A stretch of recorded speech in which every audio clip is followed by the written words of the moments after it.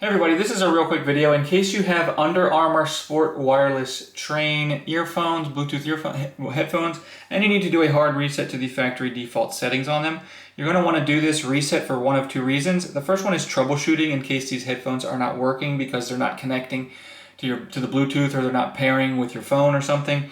The other reason you might want to do this is if for whatever reason you just want to clear everything off of them so that you can, basically, delete the pairing history, everything like that, so that you can set them up basically like they're new coming out of the box.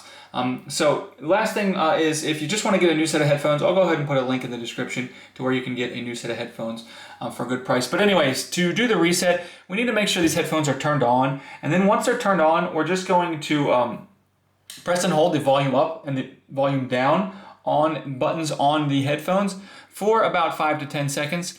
And you'll see the headphones will actually power off and then power back on automatically. At which point we can go ahead and set them up as a brand new set of headphones.